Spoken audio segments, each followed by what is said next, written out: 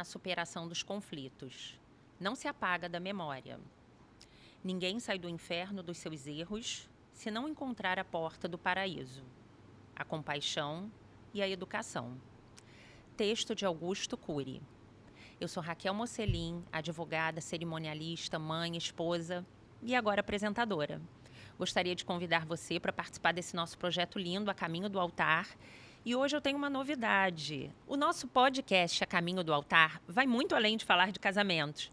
Durante as férias, nós vamos ter episódios especiais falando tudo pós o casamento. E hoje eu tenho uma convidada muito especial que vem falar sobre mediação de conflitos. Isso mesmo, gente. Isso existe, uma mediadora de conflitos. E ela veio aqui contar pra gente como tudo começou e como é esse trabalho. Minha querida amiga Maria Augusta. Tudo bom, Raquel? Querida. E ela vai falar também sobre superação, sobre empoderamento, não é isso? Veio contar pra gente várias coisas. Um pouquinho de cada coisa, só para dar deixar um gostinho de quero mais aí. Me fala uma coisa, como é isso, mediação de conflitos? Como isso tudo começou na sua vida? Na minha vida isso começou na faculdade. Eu dava aula de psicologia organizacional, dei aula há muito tempo, e eu tinha alunos que eram do curso noturno, né? E eles chegavam com muitos conflitos das empresas, ainda mais na aula de psicologia organizacional, eles queriam discutir, questionar algumas coisas e tal. E a gente foi entendendo que existia um meio do caminho ali, que a gente podia resolver de uma outra forma, lidar de uma forma diferente com as questões. E a gente foi fazendo um trabalho de mediação de conflito. Hoje em dia, existe essa profissão, mas lá atrás, quando eu comecei, que eu não vou falar quando, senão vocês vão descobrir minha idade, não existia um título oficial de mediação de conflito. Né? Hoje, até Harvard tem cursos excelentes sobre isso. Nossa, não sabia. E é um curso muito interessante, as empresas trabalham, as grandes empresas trabalham com isso.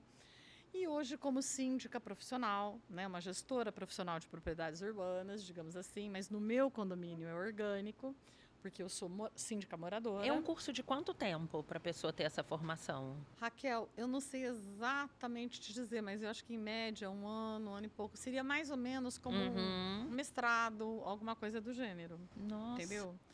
Porque é muito importante. Hoje em dia se faz muito necessário nas empresas essa gestão.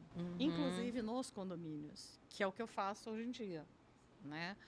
Porque você tem que fazer a negociação com o fornecedor, você tem que fazer a mediação com os funcionários, tudo é negociação. A partir do momento que você estabelece uma relação profissional, tudo é negociação. E aí, como foi isso para o lado dos casamentos? Casamento também é o tempo negócio, todo, né? O tempo todo. Porque você vem de uma formação, o outro vem de uma outra formação.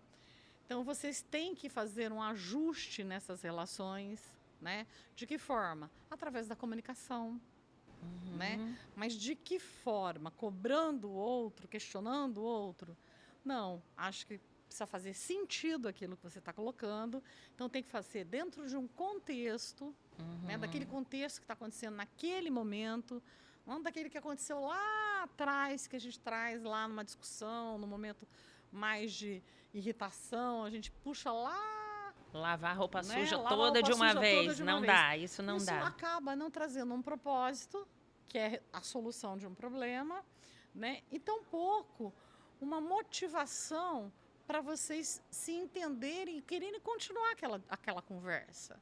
Então, a coisa mais importante numa relação é a comunicação. Dentro do momento que ela está acontecendo, aí ela vai ter um propósito e um sentido. A partir do momento que você tem um propósito e um sentido, você tem uma motivação para discutir aquela questão. E como, desculpa te cortar, como que entra isso, no caso, a síndica e com toda essa formação e mais essa psicopedagoga, né? É isso? Psicopedagoga.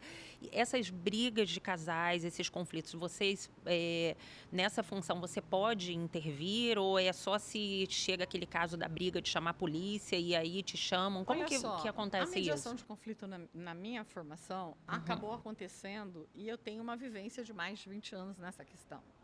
Caramba. Então, quando acontece... Ó, como já tá começando a revelar a idade, sem revelar ó. muito. Quando você está como 5 anos, 5 anos. 5 anos. Quando você está como síndica e você tem uma briga de casal, onde a polícia vem, porque alguém chamou a polícia, você como síndica vai junto, sabe? Para acalmar aquela situação, para estar a polícia entrando, né? Nós já tivemos casos no condomínio de ter acontecido isso, né?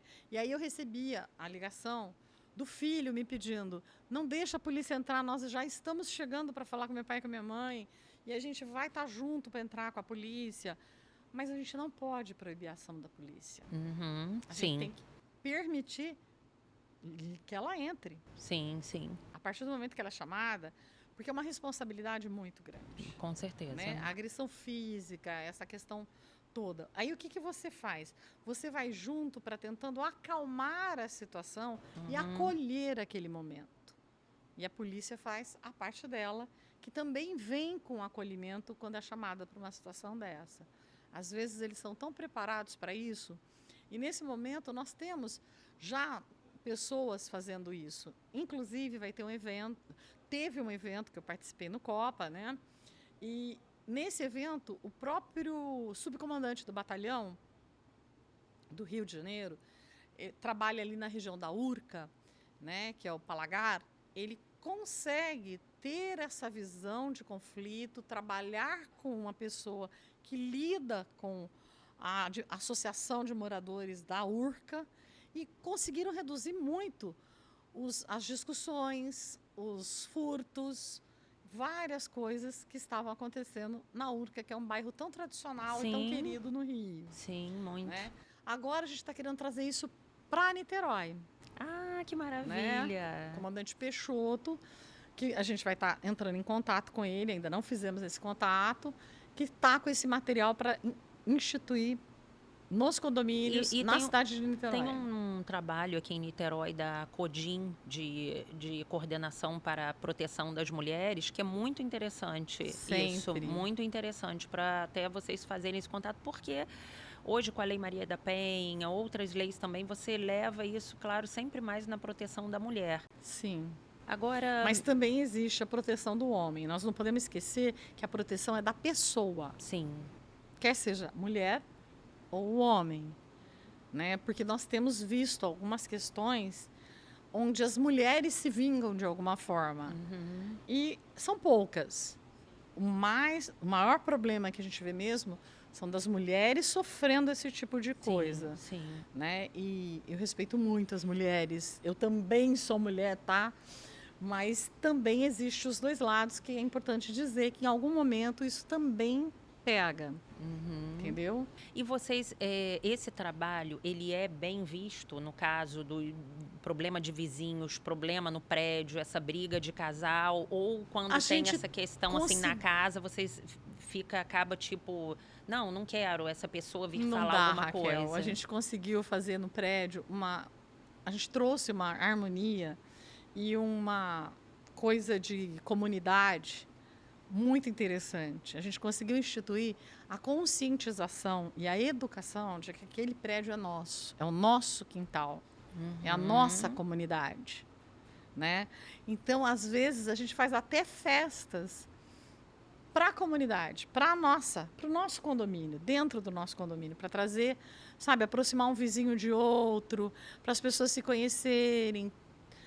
Porque você, às vezes, tem uma impressão do outro sem conhecer. Quando você é uma mediadora de conflito, se você tem, no caso, um casal que tenha muitos conflitos no prédio, isso vocês se veem assim, não estou nem agora falando em termos legais, não, estou falando em termos mesmo do dia a dia. De mediação. Nesse caso, assim, se você está na piscina do prédio, por exemplo, se tem uma piscina, e vê um casal brigando e tal, você e as outras pessoas que exercem essa função, vocês se veem assim no direito de repente, tentar intervir, tentar conversar ou não? É só se houver a procura mesmo? A gente procura fazer de uma forma muito discreta, Raquel. A gente procura não dar tanta visibilidade para aquele assunto. Mas naquele momento você entra, você fala, e aí, bom dia, tudo bem por aí? Como é que tá? Não passa desapercebida, né? Não Tenta passa. de alguma coisa dar uma interrompida ali naquela discussão. Porque você tem que andar o prédio todo o tempo inteiro. E o maior problema são as relações. Relações entre vizinhos, até mais do que relação entre casais. Porque os casais, eles não gostam muito, de modo geral, que você interfere. As mulheres, por exemplo, no caso, no nosso prédio, é uma mulher, quem sofre a agressão, quando você tenta conversar, a primeira coisa que ela coloca assim, eu caí. Isso é real, né? Isso é real. Eu caí. Não, ele não fez nada quando a polícia chega, entendeu? Então, é uma coisa muito delicada. Então, o que a gente vai procurando fazer? Ganhar a confiança da pessoa. De que você vai tratar com respeito, de que você não vai expor mais para que ela não sofra mais agressão, né?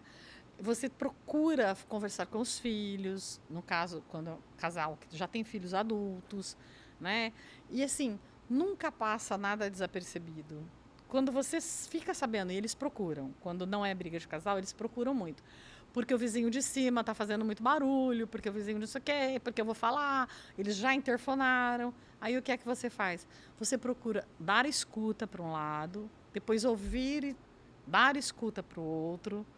Aí você pensa lá, traz os dois juntos para o escritório, conversa, entra num acordo. A gente procura sempre conciliar. Esse eu acho que é o grande papel da mediação, pessoal. E qualquer um de nós pode ser um conciliador. Não podemos deixar nenhuma questão passar nesse sentido. Nós precisamos ter mais empatia. A vida precisa ter mais sentido.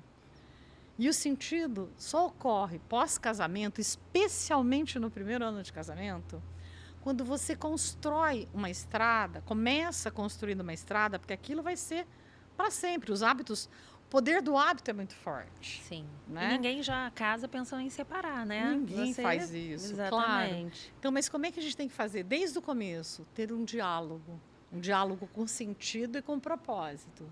Não adianta puxar lá atrás, pessoal. Porque daí isso não é vai importante. querer, ninguém vai querer DR. Essa dica é muito importante. Então é assim, é naquele momento, você espera, esfria um pouquinho a cabeça e fala assim, o amor sempre vence. O amor a forma sempre vem. bem delicada de você falar com o outro, como você gostaria que o outro falasse com você. Então, assim, essas pequenas coisas do dia a dia que a gente vai construindo e que formam um hábito tão forte. E depois essa quebra de paradigma é muito mais difícil. Uhum. Então, assim, tudo que começa, vai caminhando, fica para sempre. Quer ver um exemplo? Quero. Segredinho. Lá em casa, meu marido costumou fazer o café da manhã toda manhã. E eu sempre elogiava. Até hoje eu não faço café da manhã, pessoal. Mas olha, eu faço outras coisas, tá? Para manter essa relação. Fazia a contrapartida, né? Falando no seu casamento, você é uma pessoa que tem uma história de superação muito grande, né? E queria que você contasse um pouquinho, se sentisse à vontade, o que você pode contar como isso, assim, como que foi essa descoberta e até dentro do casamento. E como foi importante, né, o papel aí da família, filhos, marido e enfim, eu fico até emocionada só de... Olha, eu descobri meu câncer por acaso, tá? E assim, eu não conseguia entender que eu estava com câncer, porque foi tão... De repente, eu nunca sentia nada, nunca senti nada. Nunca senti dor, nunca senti nenhum dos sintomas que o câncer do colo de reto te dá. E ele te dá alguns avisos, de modo geral. Que é um sangramento com as fezes, que é uma dor abdominal, que é uma série de coisas. E eu nunca senti.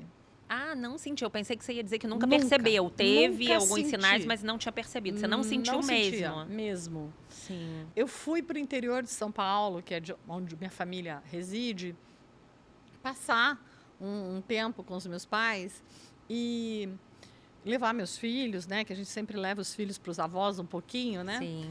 E na volta, estava passando aquela nuvem de poeira vermelha. Lá a terra eles chamam de terra roxa, aquela terra bem vermelha. Uhum. E eu voltei que eu não conseguia respirar um pouco direito. Era uma coisa assim, que o aerolim não fazia efeito. Aí eu falei, meu marido, acho que eu estou precisando fazer uma inalação no hospital. Chegando no hospital, é que a gente foi fazer os exames, eles já colocaram que estava naquele final da Covid, no final do ano 2020, né? Aí já me colocaram no isolamento da Covid e já me mandaram para fazer uma ressonância, que seria o procedimento padrão para a Covid. Descobriram que eu tinha um tumor de 10,5 centímetros no reto. Meu Deus. E eu nunca tinha sentido nada. E ninguém se conformava. Todo mundo me perguntava assim, você não está sentindo nada? O que eu tinha que sentir? Estou sentindo falta de ar. Que teoricamente não tinha nada a ver. Teoricamente não tinha nada a ver. Tinha e não tinha. Porque eu já tinha metástase. Inclusive no pulmão. E eu não sabia. Né? Então foi um processo, assim, um susto muito grande. Foi muito de repente. Aí o que aconteceu durante esse período? Desculpa aí, gente, a emoção pega um pouco. O que aconteceu nesse período? Eu tive que ser internada rapidamente, porque eu tinha que descobrir fazer um monte de exames para saber aonde começou. Porque foi localizado primeiro as minhas metástases no fígado e no pulmão. Aí eu tinha que saber de uma vez. Fígado, pulmão e reto. Mas aonde começou? Aí a gente confirmou que tinha sido no reto, através de uma colonoscopia, e começou um tratamento assim. Descobriu rapidamente, fui internada, tinha que fazer uma colostomia, que é uma bolsa, né? Para interromper a situação, né? Do caminho, né? Para poder fazer uma químio. Aí a químio não fez efeito, começou uma imuno, e a imunoterapia foi reduzindo o tumor até chegar no momento que dava para fazer com um certo conforto a retirada do tumor, porque ele reduziu de 10,5 centímetros para 2, e aí eu poderia ficar sem a bolsa de colostomia. Então isso já foi um grande alívio, porque eu fiquei chocada no primeiro momento. Imagino, contar para os filhos, então, foi uma coisa muito dolorosa. E meu marido foi muito parceiro, sabe? Ele estava comigo em todo esse processo. Então, quando nós descobrimos, ele falou assim para mim, não tenho coragem de contar para as crianças. E eu disse, tá bom, eu vou contar. Isso eu já estava internada para fazer a primeira cirurgia. E eu disse, não vou fazer cirurgia hoje antes de contar para os meus filhos. E as crianças já não podiam ir para o hospital 9 horas da noite. Nossa. Aí ficou para o dia seguinte. E assim, eu tive a felicidade de ter uma equipe muito humanizada nesse tratamento, sabe? Eu sou muito grata. Eles estão nas minhas preces o tempo inteiro, todas as noites. E aí o que aconteceu? Eu falei com as crianças e de repente o André saiu, né? Foi tomar um fôlego, uma respirada ali naquele momento. E eu disse para as crianças ficaram meio chocadas, assim, como mãe? Você que também não são tão crianças assim, que também né? Não são nossas eternas crianças, mas... não são tão crianças, Sim. né? O menino tem 20, a menina 19. E quando a gente estava ali abraçado, assim, foi bem impactante, a minha filha vira e fala para mim assim, mãe, o que eu vou fazer quando você morrer? Meu Deus. E eu não estava pensando na morte. Sim. Eu estava pensando que na eu ia vida. viver. Sim. Que eu ia superar aquilo. Ai, meu Deus. E gente, até vamos hoje. Vamos um lencinho de papel aqui para Maria Augusta. E eu penso nisso até hoje. Na vida. No poder da escolha que a sua mente faz. Né? Eu tenho muita fé. Então, o que me leva para frente é a fé. Sim. E a minha família. O apoio dessa família. E nessa pergunta da minha filha, a gente escuta alguém chorando e a gente olha para trás, achando que era meu marido. Era o médico. Meu Deus. Era o médico chorando. Nossa. Sabe? Você viu o médico assim, emocionado com aquela cena. Sim. E quando eu olhei para o médico, eu falei assim, não pode falar palavrão, né? Mas eu falei assim, meu Deus, você é jovem demais. Como é que ele vai dar conta de mim? Das minhas ai, desculpa. Estou emocionada, embolou tudo. E as minhas metástases. Mas ele deu. Ele foi, assim, fantástico. Ele deu. Foi tudo muito rápido. né? Mas a minha fé e esse apoio da família foi a coisa muito importante para mim. Porque, assim, naquele momento, me senti na obrigação de ser forte pelos meus filhos e pelos meus pais. Eu tenho um pai de 90 anos e uma mãe de 88. E eles não sabem, porque o que acrescentaria na vida para mim eles saberem? Eu só viria, só estaria assistindo tristeza, Sim. eles sofrerem. Então, E muito não difícil, levei, né? Você muito conseguir difícil. guardar tudo isso E isso está sem guardadinho compartilhar, até né? hoje. Só foi compartilhado com meu irmão, porque ele mora lá mais próximo deles, que eles moram muito longe de mim. Mas era uma relação que todos os dias nos falamos. Tudo que acontece, sou eu que estou lá de alguma forma junto com eles pelo telefone, pelo FaceTime. Sim. E aí eu disse que meu telefone quebrou, porque eu comecei a ficar careca. E o FaceTime não funcionava e a gente não se fala mais pelo FaceTime desde então. Eventualmente, eu tento abrir quando tá o cabelo um pouquinho maiorzinho e tal. E aí eu falo com eles. E agora eu vou trazê-los pela primeira vez de volta aqui comigo no Natal, no dia 20 de dezembro deste ano, para eles passarem uma temporadinha aqui comigo. Que bom, que ótimo. E esse que história processo linda foi e emocionante. muito a fé, a parceria, sabe? Essa coisa é vital. E aí você esquece de tudo isso no momento que você está de mau humor, que você está de raiva, sabe? E a vida é parceria. Sim. Porque sem a parceria e sem alguma fé, seja lá no que for, eu respeito todas as religiões, a vida não funciona. Não funciona. Então, quando aconteceu tudo que aconteceu, eu não pensava em por que eu. Eu pensava assim, meu Deus, me ajuda a entender o que é que eu tenho que aprender com isso. E é assim que eu penso até hoje. Ai, que e lindo. isso é o que me leva para frente. E aí eu comecei a trabalhar mais ainda. Eu voltei, retomei a atividade, comecei a trabalhar, voltei à sindicância, já estou no 2º ano aí trabalhando, e é o 2º ano que eu estou tratando da minha questão do câncer ainda, mas já superei várias etapas. E assim, mesmo assim, que coisa linda, tentando a cada momento levar essa motivação também para os casais, tirar as pessoas desses conflitos, e é uma forma aí, ocupa pra caramba a sua cabeça, né? Que estamos iniciando aí, quem sabe, né, um projeto novo de trabalhar com isso também. Que bom, que bom. Ideia da minha amiga Raquel, tá, gente? Quando que um casal deve procurar? Assim, qual seria a sua dica de quando um casal chega a um momento assim, opa, não tá legal aqui, o amor tá acima de tudo? Quando que a gente deve imaginar que o casal deva ter essa consciência de que tem que procurar uma ajuda de uma mediação, de um psicólogo, de uma terapia? Olha, gente, eu sou super a favor disso. Às vezes a gente não consegue resolver os problemas da gente sozinho. E durante esse processo meu, eu também fiz terapia, tá? Ah, mas que bom. Foi muito importante para mim.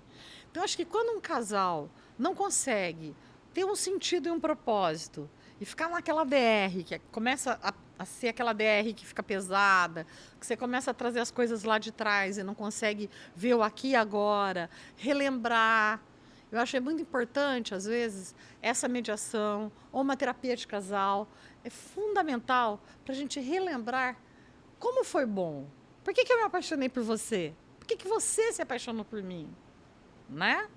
Eu acho que retoma isso, volta um pouco daquela delicadeza, daquela empatia que a gente tem um com o outro, mesmo no momento que você está pensando assim, danado, largou a toalha molhada em cima da cama, entendeu? Que você tem vontade de ir lá e falar assim, tá vendo isso aqui? Bota lá no varal. Mas aí você retoma, você começa a ver de uma outra forma. Olha que graça, ele ainda continua do mesmo jeito, mas ele já mudou em tantas coisas.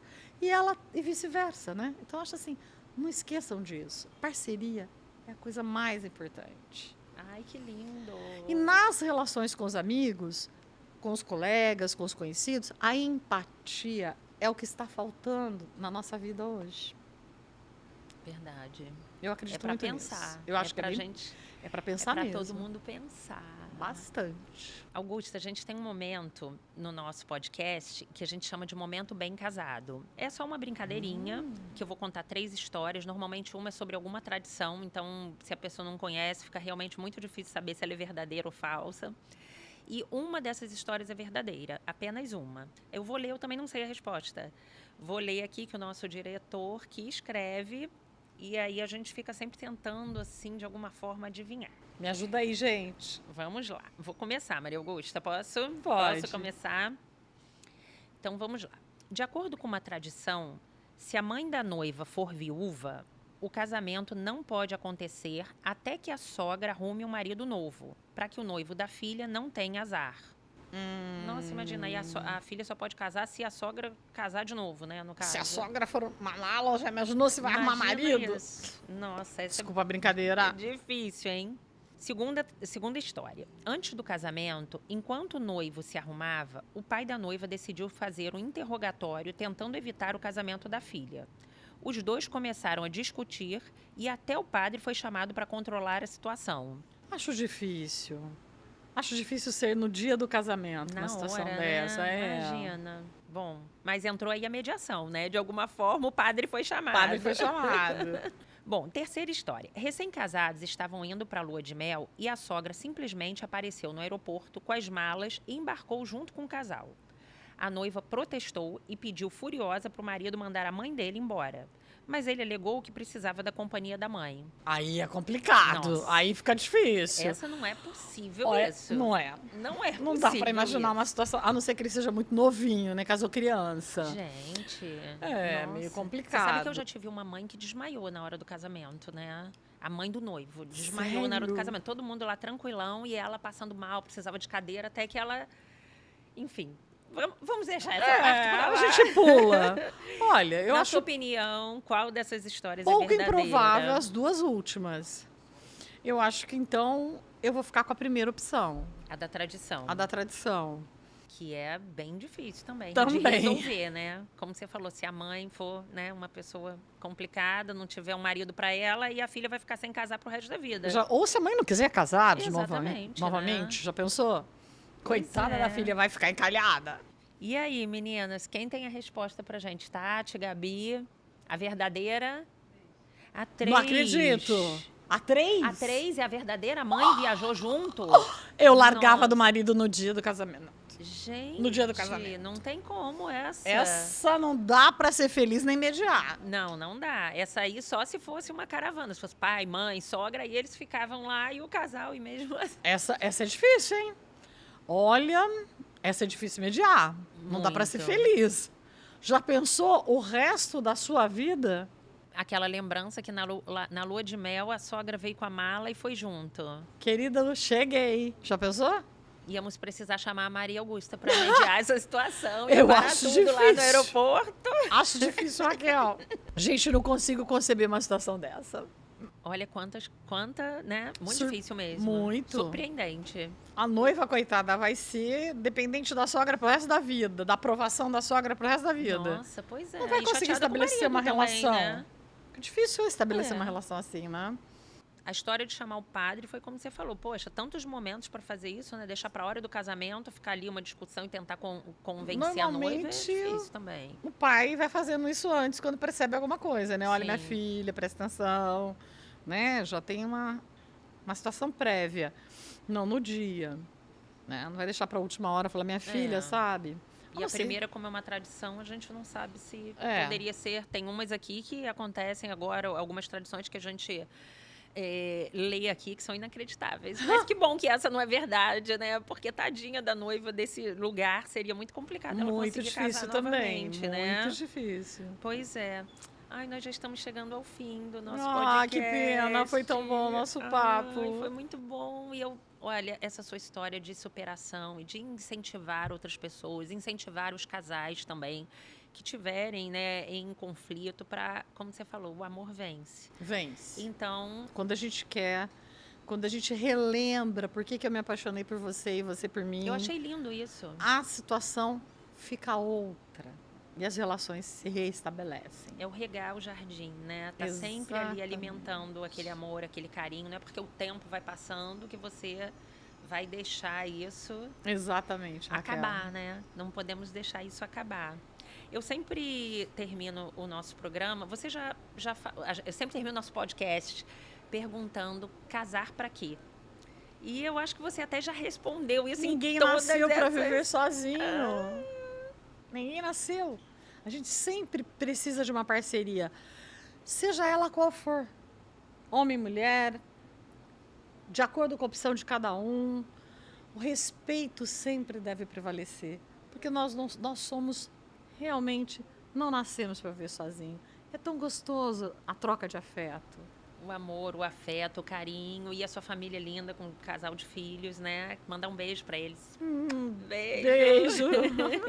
Você também tem uma família linda, os meninos, o seu filho, as suas filhas também são, nossa. Já tão grandes, né? Passa rápido, quando a gente olha. É fato. Eu quero te agradecer demais de você estar aqui com a gente. Eu que te agradeço, me senti muito honrada com o seu convite. Muito obrigada por ter cedido o seu tempo e para dar aqui esse incentivo, né? Para todo mundo que já é casado, para todo mundo que está passando por um conflito. Procure um mediador, uma mediadora, procure uma psicóloga. E vamos seguir em frente. Exatamente. Não pode acabar assim, né? A família nunca vai deixar de existir. Seja ela constituída de que forma for. Mas a família é o nosso chão. É a nossa base. E eu acredito na família. Você acredite também. Ninguém nasceu para ser sozinho. Ninguém nasceu para ser sozinho. Bom, gente, nós estamos encerrando o nosso podcast. Quero agradecer aos nossos patrocinadores e apoiadores, a Mocelin Churrascaria, On Off, ao seu Carlinhos, a Maria Clara, a Lelê Maquiadora, minha filhota Ana Luísa. Agradecer esse bolo lindo da Beatriz Nazar, que ela sempre manda pra gente.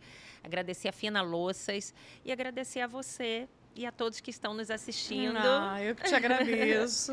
Muito pela obrigada. Oportunidade. E deixar aqui um buquê de amor e até o nosso próximo podcast. Tchau, gente. Não há mágica na superação dos conflitos. Não se apaga da memória. Ixi, falei errado. Essa situação. Eu acho difícil. Lá no aeroporto. Acho difícil, Raquel. Olha, vou até tomar uma aguinha para refrescar. Tchau, gente.